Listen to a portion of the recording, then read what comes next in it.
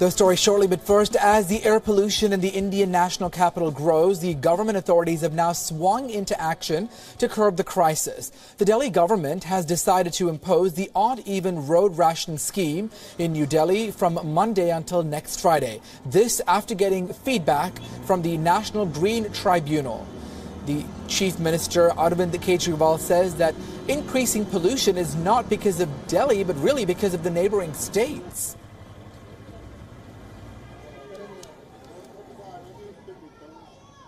दिल्ली का जो अपना पोल्यूशन है उससे कहीं ज़्यादा पोल्यूशन इस टाइम दिल्ली के अंदर है, वो आसपास के क्रॉप बर्निंग की वजह से है। और मैंने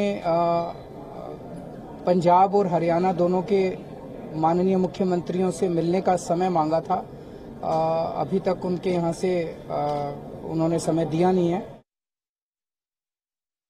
Well, the National Green Tribunal has reprimanded the state governments of Delhi, Haryana and Uttar Pradesh, saying that it should ensure that crop burning is stopped. It also added that the governments have been passing the buck to each other while really not taking into account the seriousness of the situation. In fact, the Green Court has asked for a ban on trucks carrying any type of construction material into New Delhi.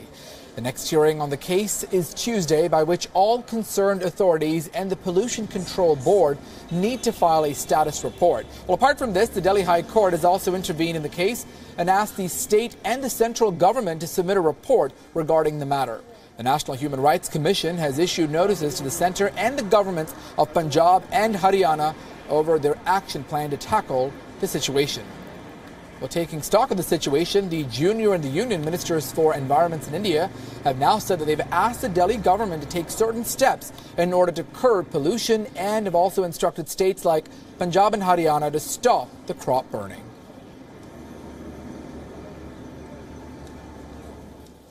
Till such time as the Government of India or the National Green Tribunal asks the Government of India to resolve this by giving compensatory allowance to the farmers, this is not going to stop.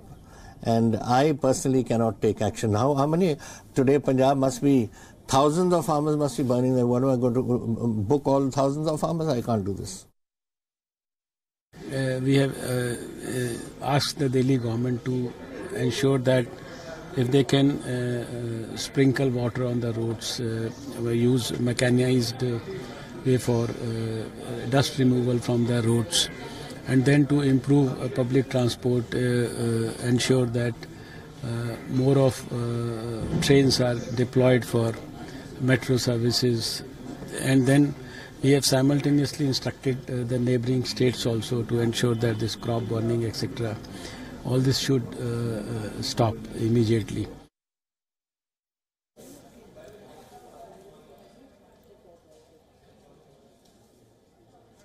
Well, hospitals in New Delhi are also flooded with patients complaining of breathing problems as the air pollution levels in the capital continues to plague the city for yet another day. In fact, elderly patients, children, expectant mothers, and those who work outdoors are most at risk.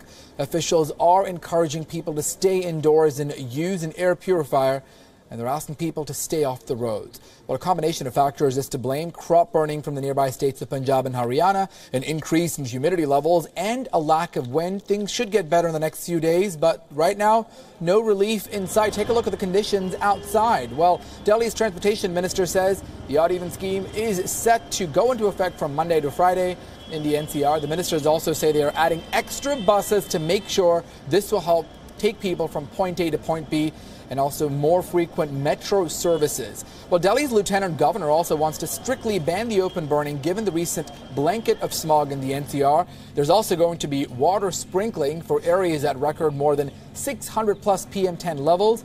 And Delhi's metro parking rates have also gone up by 4 times from the normal rates to keep people off the roads and keep those car emissions away. Well, the National Green Tribunal again banning constructional and industrial activities outdoors, banning those trucks from entering the region until at least Tuesday. This after all of those air quality levels skyrocketed over the past few days. In fact, the tribunal pulled up the Delhi government and the municipal corporations and asked them, take a look at the conditions of those in the hospitals and those who are suffering because of this negligence. Primary schools in the NCR are now closed until Sunday.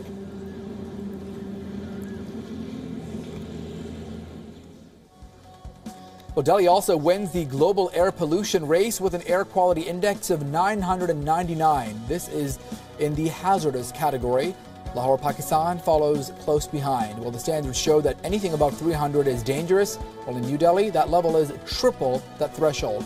The new report says, in fact, 90% of the world's population now lives in areas where the air quality is very poor. Well, in India, air pollution is the second leading cause of death, just behind malnutrition.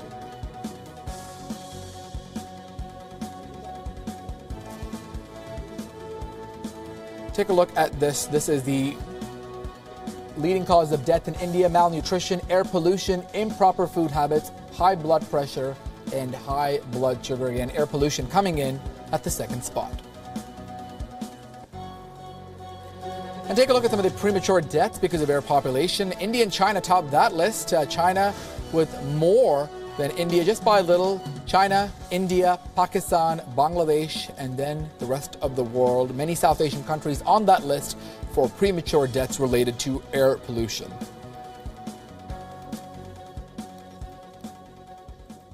Well, the World Health Organization says 80% of cities around the world have unacceptable air quality levels. In fact, 1 out of every 9 deaths around the world is because of air pollution, including lung cancer, stroke, and heart disease. Just a few hours ago, we spoke exclusively with the Deputy Director General of the World Health Organization, Dr. Soumya Swaminathan, to understand this issue, the complex issue, what went wrong, what needs to happen, and how to fix this growing problem in India. Listen in.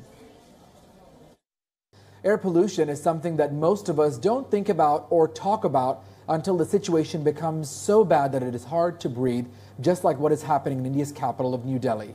For the past few days, the blanket of smog has made it unbearable. And air pollution, according to the World Health Organization, is a deadly disease, in fact responsible for every 1 out of 9 deaths: lung cancer, heart disease, and stroke. In fact, more than 80% of the world's cities have unacceptable air quality levels. Of course, Delhi is on that list. To talk about health and environmental issues, including air pollution, I'm now joined by the Deputy Director General for the World Health Organization right here in New Delhi, Dr. Soumya Swaminathan. Dr. Swaminathan, pleasure to have you on the program. Thank you. Really hard to believe what we see outside and what we in fact don't see, with such unbelievable amounts of smog and pollution and making headlines around the world. How did this problem get so bad? Well, I think the causes are fairly well understood. The sources of the pollution that are coming, particularly for Delhi and the north plains of North India, a lot of it at this time of the year is from the stubble burning in the fields in Punjab, Haryana and UP. But then for a city like Delhi, it's also vehicular pollution, industrial pollution, and a lot of dust from construction activity. One thing we have to keep in mind that is fairly unique in India is that we have a combination of outdoor and indoor air pollution. So while a city like Delhi might experience mainly outdoor air pollution, the moment you go into rural Haryana or Punjab or Uttar Pradesh, you'll find that there's a lot of solid fuel use for cooking and there the women and children are the ones that are most impacted. So a combination of poor outdoor air quality and indoor air pollution for households that are using solid fuels is absolutely deadly and leads to very high exposures. A lot of the health effects we know that pollution has effects on the lung in terms of exacerbating asthma and other allergic diseases, causing pneumonia in young children, and also chronic obstructive lung disease if exposed over a period of time. But there are a lot of diseases where we still don't know, but we suspect there's a connection, including things like diabetes, metabolic syndrome, and some cancers, where more research is needed. As you said, 80% of the world's cities have air that's not of good quality. But of course, what we are experiencing in Delhi today is very, very severe. And I think there needs to be very collective and concerted action, really, if we are to address this problem seriously. And it's been done in other places. So I think we need to be very hopeful and positive that we don't have to continue to live like this. We can actually make a positive change. Well, the government of India has actually blamed a few conditions, the humidity, the lack of wind, certainly the crop burning as well. But ultimately, who is to blame? Could this have been prevented? I mean, sort of to see what is happening to New Delhi, really hard to digest. Well, I think first thing we have to accept that it's a man-made problem. And while wind and humidity can exacerbate the situation, the origins or the causes are all can be controlled by us, by humans. Whether it's crop burning, whether it's vehicular exhaust, or whether it's industrial exhaust, or whether it's dust due to construction activity, for each of these there's a solution. So I think we need to look at those solutions and how do we actually implement them. And who are going to be the partners, the central government, the state government, which are the ministries and departments involved, and of course the citizens as well. As citizens, I think we also have a responsibility of carpooling, of sharing, of trying to use public transport and so on, and of contributing less to pollution. So it needs to be a really collective effort, but I think people are ready now. We'll air the full interview exclusively on WION in the coming days. Well, before we wrap up this segment, we also want to explore how the hospitals in New Delhi are dealing with this situation as more and more patients continue to trickle in. WION's correspondent Nagin Singh reports.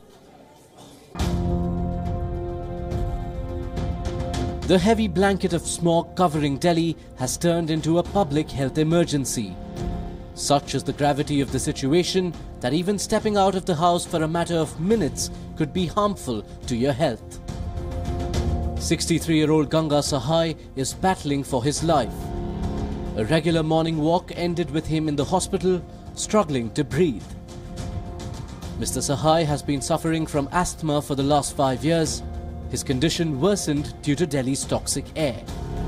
तो सांस लेने में problem हुई तो हम रात को morning में सुबह 6 बजे आए हुए हैं यहाँ पे अभी मतलब चल रहा है इलाज तो रिलीफ पहले से अस्थमा हाँ पहले से अस्थमा है पहले नॉर्मली शिकायत होती थी ठंड में ही होती है बाकी गर्मियों में नहीं होती है शिकायत कभी पिछले साल भी ऐसा हुआ हाँ शिकायत हुई थी तो मतलब नॉर्मली 1-2 इंजेक्शन लगते हैं ठीक हो जाते हैं घर चले जाते हैं The worst affected are the elderly, expectant mothers, those who work outdoors and of course children.